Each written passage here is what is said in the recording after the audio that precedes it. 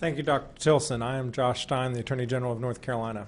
Dr. Tilson just went through a host of ways, steps that we can take to prevent the spread of this illness. We also have to prevent fraud and scams, because whenever a crisis like this occurs, there are bad people who will try to exploit people's fear, their desperation, their uncertainty to steal money. When the governor declared a state of emergency last week, that triggered North Carolina's price gouging law.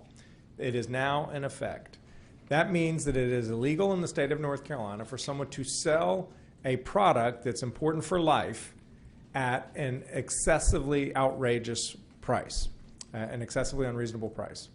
We have so far received 136 price gouging complaints, half of which have to do with groceries. The number 2 complaint is hand sanitizer, followed by cleaning products.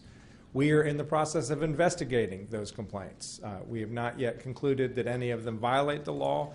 If we do so conclude, we will act quickly and aggressively to enforce the law against any price gouger exploiting people's fears. Other types of frauds and scams for people to be aware of are hucksters out there selling products, making promises that simply cannot be true. They were snake oil salesmen in the 19th century. They're snake oil salesmen in the 21st. I just got an email promising me a miracle cure. There are no miracle cures. Dr. Tilson will tell you there isn't a cure, there isn't a vaccine. Science is working hard to try to develop both of those things, but they do not exist. And if someone's promising you that, they are trying to steal your money. In addition to the miracle cures, we are seeing an increase in phishing and telemarketing robocall attempps. The phishing is a perfect example. The one that was promising a miracle cure that I received this morning, I don't think they were trying to get my money. They wanted me to click on an attachment so they could steal my personal information.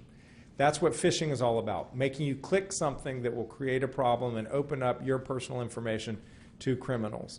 But we also we've heard from our partners both here in North Carolina, the AARP, and our federal partners, the FTC, that there is a robocall scam going on where people are getting calls at home and being told by the local health department that they have come into contact with someone who has the coronavirus, and that they must be tested before they can leave their home and they can sell the person a test. Obviously, the local health departments are not doing this and would not do this. So if folks get calls like that, we have a robocall report task force that we've already established to try to protect folks from these criminals.